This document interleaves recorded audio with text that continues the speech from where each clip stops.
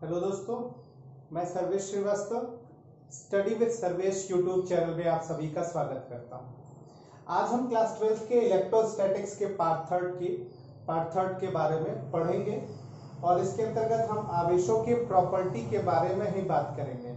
इसके पहले इलेक्ट्रोस्टैटिक्स का पार्ट फर्स्ट और पार्ट सेकेंड हमारे यूट्यूब चैनल पर अवेलेबल है, आप चाहे तो उसको एक बार रिवाइज कर लें। ठीक है, हम इसके प्रीवियस लेक्चर में यानी पार्ट 2 में आवेशों की प्रॉपर्टी के बारे में बात करते हुए कंजर्वेशन ऑफ चार्ज तक पहुंचे थे, यानी आवेशों के संरक्षण सिद्धांत तक पहुंचे थे। आवेशों के संरक्षण सिद्धांत के अंतर्गत हमने ये देखा था कि अगर कोई आइसोलेटेड सिस्टम है तो उस आइसोलेटेड सिस्टम के अंतर्गत अगर उस पे जो चार्ज है तो उस चार्ज की मात्रा हमेशा कंजर्व रहेगी। ठीक है, जैसे कहने का मतलब ये है कि मान लीजिए हमारे पास ये दो रॉड है। ठीक है, ये दो रॉड है और इन दो रॉड को एक ग्लास मानिए, एक को प्लास्टिक, इनको रब करते हैं तो हो सकता है कि ग्लास से इलेक्ट्रॉन निकलकर प्लास्टिक रॉड में पहुंचती होगी। तो इस ग्लास रॉड में इलेक्ट्रॉनों की कमी होगी जबकि प्लास्टिक रॉड में इलेक्ट्रॉनों की वृद्धि यानी इलेक्ट्रॉनों का लाभ होगा।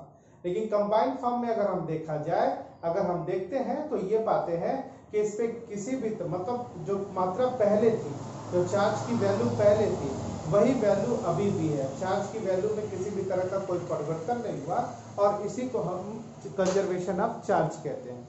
Conservation of charge isolated system के लिए। ठीक है, अब अगली जो आवेशों के गुण के बारे में हमको बात करना है, वो अगली जो प्रॉपर्टी है वो हमारी है आवेशों की योज्यता। योज्यता को अंग्रेजी में एडिटिविटी कहते हैं। तो आज हम चार्जों की एडिटिविटी नेचर को देखेंगे कि एडिटिविटी नेचर का मतलब क्या होता है। एडिटिव एडिशन शब्द से बना, मतलब जोड़ से, शाब्दिक अर्थ इसका मतलब क्या है, जोड़ से। जोड़ से कहने का मतलब क्या है कि अगर मान लो, सपोज करता, ध्यान से समझिए कि अगर कोई ये बॉडी है, कोई एक सिस्टम है, कोई एक निकाय है, ठीक है ना। मान लेते हैं अभी इस पे नेट चार्ज 0 है, जो चार्ज है Q की वैल्यू क्या है, 0 है। ठीक है ना, आपने क्या किया, आप यहां से इसको कितना कूलम चार्ज देते हैं, 1 कूलम, 1 माइक्रो कूलम या 1 कूलम ऑफ चार्ज देते हैं तो इसकी वैल्यू +1 होके कितनी हो जाएगी, 1 हो जाएगी, 1 कूलम हो जाएगा। आप 3 कूलम और इसको चार्ज देते हैं तो 3 कूलम वैल्यू और बढ़ जाएगी तो +3 यानी कितना हो जाएगा, ये आपकी वैल्यू जो हो जाएगी टोटल, ये आपकी जो वैल्यू हो जाएगी वो 3 + 1 यानी कितने हो जाएंगे, 4 कूलम चार्ज हो जाएंगे। ठीक है, अगर आप फिर इसको क्या कर देते हैं, -2 कूलम दे देते हैं, ठीक है ना, -2 कूलम आपने इसको चार्ज दे दिया तो -2 कूलम चार्ज ये दे दिया तो ये जो हो जाएगा वो कितना हो जाएगा, 2 कूलम चार्ज हो जाएगा। ये इस बॉडी पर जो चार्ज आ रहे हैं और जिस तरीके से बिहेव कर रहे हैं, इसी बिहेवियर को हम एडिटिविटी ऑफ चार्ज कहते हैं। ठीक है, मतलब कि अगर किसी बॉडी पर डिफरेंट टाइप के आप चार्ज हम दे रहे हैं, Q1 नेचर का, Q2 नेचर का, Q3 नेचर का, इस तरीके से -Q4 नेचर का, ठीक है, तो नेट चार्ज जो हो जाएगा वो किसके बराबर होगा, तो जो नेट चार्ज आएगा हमारा वो हो जाएगा Q = Q1 + Q2 + Q3 - Q4 + and so on, जहां तक है n टाइप्स ऑफ चार्ज दे रहे होंगे तो n टाइप ऑफ चार्ज होगा। ठीक है, और ये जो है इस योग को हम कहते हैं बीजगणितीय योग। आप जानते होंगे इसको हम कहते हैं बीजगणितीय योग, अंग्रेजी में इसी को कहते हैं अलजेब्रिक सम। ठीक है ना, तो ये हमारा अलजेब्रिक सम हो गया। ठीक है, तो इस तरीके से हम कह सकते हैं कि जो हमारा चार्ज है यानी ये जो बिहेवियर है, इसी बिहेवियर को मेरे भाई हम क्या कहते हैं, एडिटिव नेचर ऑफ चार्ज, है ना, आवेशों की योज्यता। क्योंकि किसी भी बॉडी पे जो चार्ज आ रहे हैं उसकी वैल्यू को हम जोड़ दे रहे हैं या घटा दे रहे हैं, तो यही तो एडिटिव नेचर हो गया और ये अलजेब्रिक सम की प्रॉपर्टी को फॉलो कर रहा। तो अलजेब्रिक सम की प्रॉपर्टी को फॉलो कौन करता है, हम जानते हैं, जो भी स्केलर क्वांटिटियां होती हैं वो इस तरीके का व्यवहार करती हैं, इस तरीके का बिहेव करती हैं, इसलिए हम कह सकते हैं कि चार्ज भी हमारा क्या है, एक स्केलर क्वांटिटी है। और ये जो व्यवहार है, इसी व्यवहार को हम क्या कहते हैं, आवेशों की योज्यता। यानी किसी भी अगर पदार्थ को, निकाय को अगर हम आवेश दें तो उसका जो नेट चार्ज होगा उसके दिए गए आवेशों के बीजगणितीय योग के बराबर होगा। किसी भी निकाय को अगर हम चार्ज देते हैं तो वह चार्ज, उस पर पहुंचने वाला जो नेट चार्ज होगा वो आवेशों के, अलग अलग आवेशों के बीजगणितीय योग के बराबर होगा, और इसी को हम क्या कहते हैं, एडिटिव नेचर ऑफ चार्ज। ठीक है ना। अगली प्रॉपर्टी जो हम देखते हैं वो ये देखते हैं क्वांटाइजेशन ऑफ चार्ज, यानी क्वांटीकरण, आवेशों का क्वांटीकरण। ये क्या होता है उसको भी समझते हैं। अगली जो प्रॉपर्टी है हमारी वो है आवेशों का क्वांटीकरण। ठीक है ना, आवेशों का क्वांटीकरण।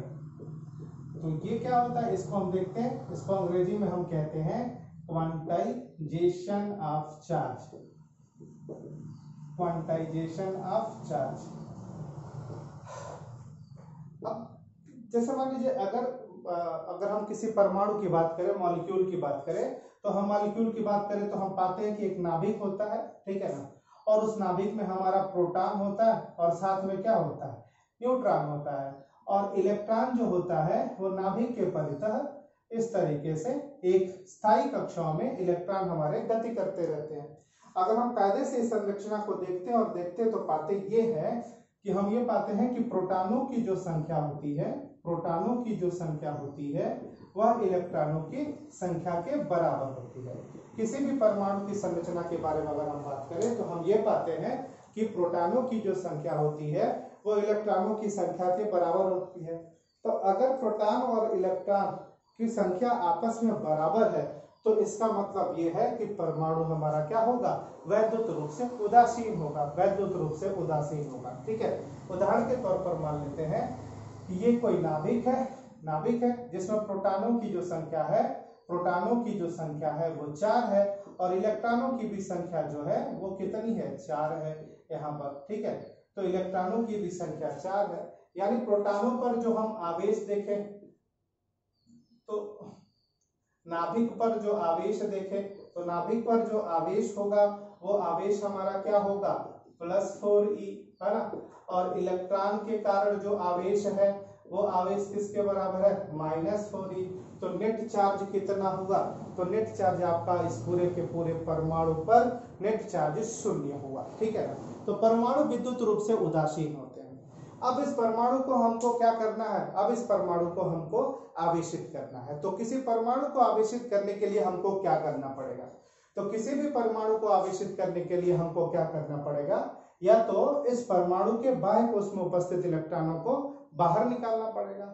अगर ये परमाणु इलेक्ट्रॉन का त्याग करता है तो हम कहेंगे कि ये क्या हो गया, धनावेशित हो गया। और दूसरा तरीका ये है कि इस परमाणु पर बाहर से हम इलेक्ट्रॉन को लेके आए, और अगर बाहर से इलेक्ट्रॉन इस पे पहुंचेगा तो हम बोलेंगे कि ये परमाणु जो हो गया वो क्या हो गया, ऋणावेशित हो गया। तो इस तरीके से हम किसी भी परमाणु को आवेशित कर सकते हैं। आवेशित करने की प्रक्रिया हमारी ये इस प्रकार से होती है।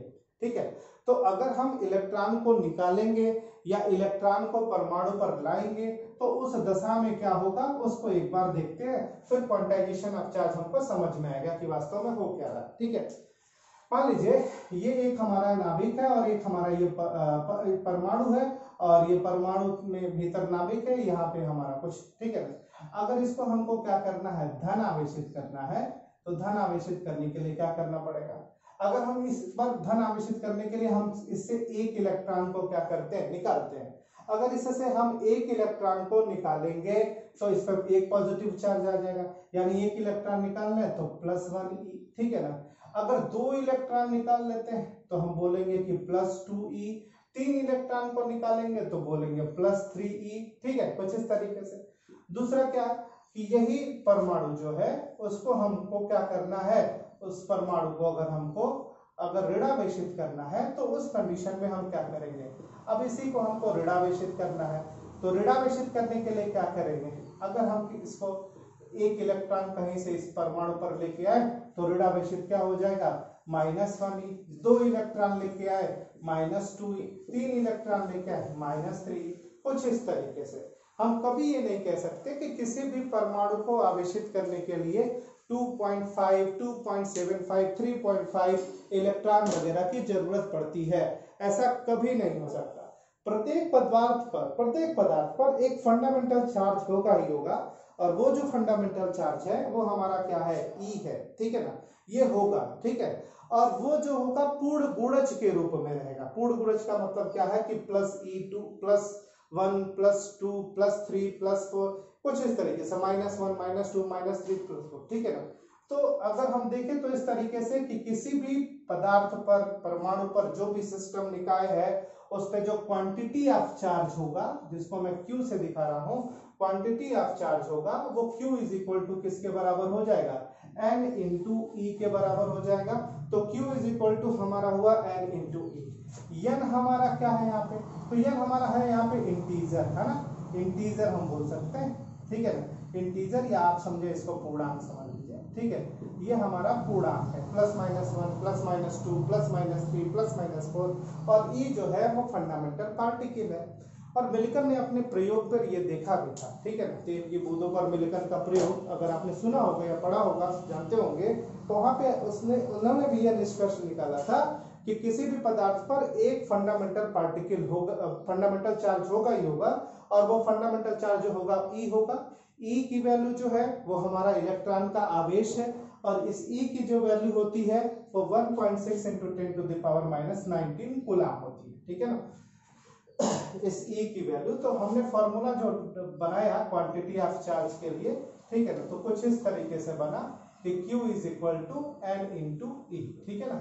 तो यह हमने बताया दिया पूर्णांक है, E जो है वही मूल आवेश है, किसी भी पदार्थ का मूल आवेश है, और इसी की वैल्यू क्या होती है 1.6 × 10⁻⁻19 कूलम, ठीक है। तो कुछ इस तरीके से, और ये जो प्रक्रिया है, ये जो व्यवस्था है, इसी को हम क्वांटाइजेशन ऑफ चार्ज कहते हैं, यानी आवेशों का क्वांटीकरण कहते हैं, ठीक है। तो हमेशा किसी भी पदार्थ पर जो आवेश की मात्रा होती है वो मूल आवेश का पूर्ण गुणज के रूप में होता है, और इसी को हम लोग क्या कहते हैं, आवेशों का क्वांटीकरण, इसी को हम कहते हैं आवेशों का क्वांटीकरण, ठीक है। अब पूछा जाए चार्ज को किससे रिप्रेजेंट करते हैं, तो चार्ज को रिप्रेजेंट करने के लिए क्वांटिटी वैल्यू हमको निकालनी होती है, तो स्मॉल q से रिप्रेजेंट करते हैं। स्मॉल q की वैल्यू n इंटू E के बराबर होती है, ये मैंने बताया दिया पूर्णांक, ठीक है, +-1 +-2 +-3 जैसा आपसे क्वेश्चन में बोलेगा, और E वो फंडामेंटल चार्ज जो मौलिक आवेश है उसकी वैल्यू 1.6 × 10⁻⁻19 कूलम, ठीक है।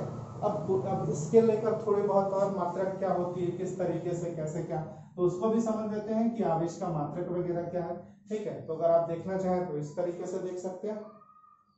तो हमने फॉर्मूला बताया Q is equal to N into E, N क्या है ये भी पता चल गया, E क्या है ये भी पता चल गया, ठीक है ना। साथ में इसका जो मात्रक के बारे में बात करें तो मात्रक हम स्टैंडर्ड फॉर्म में हम लोग कूलम ही लेते हैं, ठीक है, कूलम।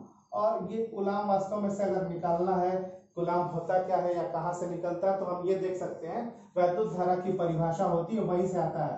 तो आप विद्युत धारा के लिए आप जानते होंगे, विद्युत धारा के लिए, ठीक है, विद्युत धारा I होता है, I इज इक्वल टू जो होता है वो Q इंटू T होता है।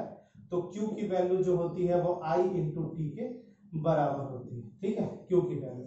तो अगर यहाँ से Q को हम कूलम मिले, तो Q का अगर आवेश 1 कूलम अगर माना जाए तो 1 कूलम, इसको प्राय C से दिखाते हैं, और I जो है वैद्युत धारा का जो मात्रक होता है वो हमारा क्या होता है, एम्पियर होता है, ठीक है, एम्पियर होता है, और समय का मात्रक क्या होता है, सेकंड होता है, ठीक है। तो कुछ इस तरीके से कह सकते हैं कि 1 कूलम की जो वैल्यू होती है वो 1 एम्पियर सेकंड के क्या होती है, बराबर होती है। 1 कूलम की जो वैल्यू होती है वो 1 एम्पियर सेकंड के बराबर होती है। यहाँ से हम इसका वैल्यू भी कैलकुलेट कर सकते हैं, ठीक है। प्रायः सीजीएस पद्धति में अगर हम बात करें, तो सीजीएस पद्धति में सिस्टम में अगर हम बात करें तो हम पाते हैं कि इसको ESU से मेजरमेंट करते हैं, ESU, ठीक है ना। तो अगर सीजीएस पद्धति में बात करें कि आवेश जो होता है वो सीजीएस पद्धति में भी, तो उसको हम लोग इलेक्ट्रोस्टैटिक्स यूनिट्स के नाम से जानते हैं, ये इलेक्ट्रोस्टैटिक्स यूनिट के नाम से जानते हैं। और भी इसका एक बड़ा मात्रक होता है, अगर आप बड़े मात्रक को जानेंगे तो जो बड़ा वाला मात्रक होता है आवेश का, वो जो बड़ा मात्रक होता है वो फैराडे होता है, ठीक है, बड़ा जो मात्रक होता है वो फैराडे होता है। तो सीजीएस मात्रक ESU होता है, ESU का मतलब जो है गया वो हमारा हो गया इलेक्ट्रोस्टैटिक यूनिट, ठीक है ना, इलेक्ट्रोस्टैटिक यूनिट। तो याद रखिएगा 1 कूलम की जो वैल्यू होती है सीजीएस ESU होता है, ESU इलेक्ट्रोस्टैटिक यूनिट, और 1 कूलाम की वैल्यू जो होती है वो 3 × 10⁹ ESU के बराबर होती है। ठीक है, इसके अलावा आवेश का एक बड़ा मात्रक होता है, प्राय इलेक्ट्रोकेमिस्ट्री वगैरह में यूज करते हैं, फैराडे, है ना। तो एक फैराडे भी होता है, फैराडे एक बड़ा मात्रक है। तो फैराडे 96,500 मानते हैं, 96,500 कूलाम के आसपास ये वैल्यू होती है। ठीक है, तो ये हमारे आवेश के कुछ मान हो गए जिसकी वैल्यू होती है। ठीक है, तो ये बड़े मात्रक हो गए। फैराडे सबसे बड़ा मात्रक मतलब बड़े मात्रकों के अंतर्गत आता है, प्राय इलेक्ट्रोकेमिस्ट्री वगैरह में इसका अध्ययन करते हैं। ठीक है, तो अगर ये हो गया, अगर हम मात्रक के बारे में बात करें तो मात्रक कैलकुलेट कर लिया हमने, मात्रक क्या क्या होते हैं। तो कूलाम हो गया SI यूनिट, जिसको हम एम्पियर सेकेंड कहते हैं। सीजीएस सिस्टम में हम इसी को ESU यानी इलेक्ट्रोस्टैटिक यूनिट कहते हैं। और 1 कूलाम की वैल्यू 3 × 9 ESU के बराबर होती है। और एक बड़ी यूनिट होती है जिसको फैराडे बोलते हैं, लगभग 96,500 कूलाम उसके अंतर्गत आता है। ठीक है, कई छोटे मात्रक भी होते हैं। ठीक है, छोटे मात्रक के अंतर्गत एक माइक्रो कूलाम होता है, ऐसे बनाते हैं माइक्रो 10⁻⁻6 कूलाम। एक नैनो कूलाम बोलते हैं 10⁻⁻9 कूलाम। एक पीको कूलाम बोलते हैं 10⁻⁻12 कूलाम। तो ये सब काफी छोटे छोटे मात्रक होते हैं। ठीक है, आपको जरूरत हो तो आप इसकी स्क्रीनशॉट ले सकते हैं, अगर आपको जरूरत हो तो आप इसकी स्क्रीनशॉट लेकर रख सकते हैं। तो ये हमारा मात्रक हो गया। उसके बाद हमको इसका अगर हम बात करें तो राशि, डायमेंशन, फॉर्मूला वगैरह कैलकुलेट करना चाहें तो क्या बनेगा वो देख लेते हैं।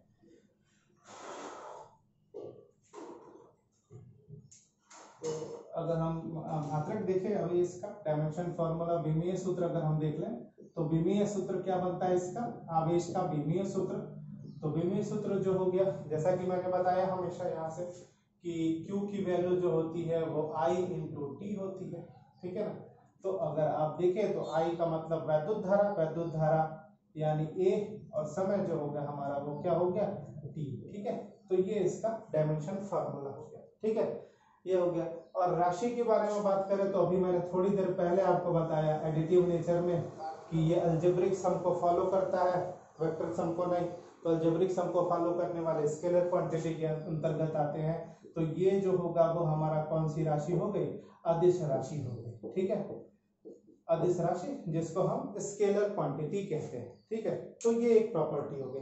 एक प्रॉपर्टी और किसी ने पूछा कि अगर मान लीजिए कोई चार्ज पार्टिकल मूव करता है तो क्या उस पे चार्ज की वैल्यू घट या बढ़ सकती है। तो एक चीज याद रखिएगा, आवेश पर वेग का किसी भी तरह का कोई प्रभाव नहीं पड़ता है। आवेश पर वेग का किसी भी तरह का कोई प्रभाव नहीं पड़ता है। तो ये प्रॉपर्टी ऑफ चार्ज हो गई। तो हमने इतनी ढेर सारी प्रॉपर्टी ऑफ चार्ज के बारे में बात किया। ठीक है, हमने आवेशों का संरक्षण सिद्धांत देखा, हमने योज्यता देखी, उसके बाद फिर हमने क्वांटाइजेशन देखा, फिर मात्रक प्रणाली वगैरह देखी। अब जो है हमको ये सीखना है कि किसी भी बॉडी को अगर हम चार्ज करना चाहते हैं तो वो चार्जिंग मेथड कितने प्रकार से होती है। ठीक है ना, यानी किसी भी पदार्थ यानी किसी भी बॉडी को आवेशित करने की विधि हमको सीखना है। ठीक है ना, किसी भी बॉडी, निकाय, सिस्टम, किसी चीज को भी अगर हम आवेशित करना चाहें तो आवेशित करने की जो विधि होगी वह विधि कितने प्रकार से होती है। तो किसी भी बॉडी को आवेशित करने की जो विधियां होंगी वो विधियां जो होती हैं वो 3 तरीके से होती हैं। 3 तरीके से किसी भी चार्ज पार्टिकल को हम क्या करते हैं, किसी भी बॉडी को हम आवेशित करते हैं। तो कौन कौन से हैं, तो सबसे पहले जो है वो है घर्षण द्वारा। ठीक है ना, सबसे पहले जो है वो हमारा घर्षण द्वारा है, जिसको रबिंग मेथड भी कहते हैं, बाय रबिंग, बाय फ्रिक्शन। ठीक है ना, दूसरा जो है हमारा वो चालन द्वारा, कंडक्शन मेथड बोलते हैं। ठीक है ना, चालन द्वारा। ठीक है, कंडक्शन मेथड बोलते हैं इंग्लिश में। ठीक है, और तीसरा जो है वो हमारा जो है वो इंडक्शन मेथड है। इंडक्शन मेथड यानी प्रेरण द्वारा। ठीक है, प्रेरण द्वारा। तो किसी भी अगर कोई भी निकाय है, कोई बॉडी है, अगर उसको हमको आवेशित करना है तो आवेशित करने के लिए हमारे पास ये 3 तरह के मतलब 3 तरह की व्यवस्थाएं हैं। एक घर्षण के द्वारा, एक चालन के द्वारा और ये प्रेरण के द्वारा। घर्षण के द्वारा शुरू से हम इसके बारे में बात कर रहे हैं। घर्षण का मतलब होता है रबिंग करना, रबिंग करना। ठीक है, इसका मतलब यह हुआ कि अगर मान लेते हैं कि हमारे पास कोई 2 बॉडी है, जैसे एग्जांपल के तौर पर प्लास्टिक की कंघी ले ले, तो प्लास्टिक की कंघी को ऐसे बॉल में ढेर सारा करने पर कागज के टुकड़ों के ऊपर ऐसे हम जब रखते हैं तो हम ये पाते हैं कि वो जो कंघी होती है वो कागज के टुकड़ों को अपनी तरफ क्या करती है, आकर्षित करने लगती है। ठीक है, तो कंघी जो होती है वो कागज के टुकड़ों को अपनी ओर आकर्षित करने लगती है। तो ये जो कंघी हमारी आवेशित हुई है, वो आवेशित जिस विधि के द्वारा हुई है उसी विधि को हम लोग क्या कहते हैं, घर्षण द्वारा कहते हैं। उसके बाद अगर इसी तरीके कुछ और एग्जांपल ले लेते हैं, जैसे मैं बार बार आपको बता रहा हूं कि ये मान लीजिए ग्लास रॉड है और ये हमारा क्या है, ये हमारा प्लास्टिक है। ग्लास रॉड को रब करके, प्लास्टिक रॉड को रब करके किसी स्ट्रिंग यानी धागे से लटका देते हैं, तो हम ये पाते हैं कि ये दोनों एक दूसरे की तरफ क्या हो रहे हैं, आकर्षित हो रहे हैं। इसका मतलब ये दोनों जो बॉडी है वो हमारी क्या हो गई है, वो हमारी आवेशित हो गई है। और वो किस विधि द्वारा हुई है, उस विधि को हम लोग कौन सी विधि कहते हैं, घर्षण द्वारा, जिसको हम लोग रबिंग मेथड भी कहते हैं या फ्रिक्शन मेथड भी कहते हैं। दूसरा जो विधि है वो कौन सी विधि है, वो है हमारी चालन विधि यानी कंडक्शन मेथड। तो चालन विधि द्वारा क्या होता है, तो एक आवेशित वस्तु होगी, एक चार्ज्ड बॉडी होगी, ठीक है ना, एक चार्ज्ड बॉडी होगी और एक जो होगा आवेश रहित वस्तु होगा, आवेश रहित बॉडी होगा। तो चार्ज्ड बॉडी द्वारा आवेश रहित वस्तु को कनेक्ट करते हैं, और जब कनेक्ट करते हैं तो जो चार्ज्ड बॉडी होती है वो आवेश रहित वस्तु में अपना ही चार्ज क्या करेगा, भेजेगा, और वो जो मेथड कहलाएगा उस मेथड को हम क्या कहेंगे, चालन द्वारा यानी कंडक्शन मेथड। ठीक है ना। तो मेजॉरिटी मतलब ये तो आपको स्पष्ट है कि आप शुरू से इसके बारे में जान रहे हैं या शुरू से मैं आपको बता रहा हूं, तो इसमें कोई दिक्कत नहीं है। ठीक है, हमको ये दोनों थोड़ा डिटेल से पढ़ना है, तो ये दोनों हम अगले लेक्चर में बात करेंगे। ठीक है, तो अगर मेरी बातें समझ में आती हैं, आपको अच्छी लगती हैं, तो आप इस चैनल को जरूर सब्सक्राइब करें, लाइक करें और शेयर करें। बाकी अगली जो क्लासेस होगी यानी इलेक्ट्रोस्टैटिक्स पार्ट 4 अगले लेक्चर में हम फिर मिलते हैं। Thank you very much.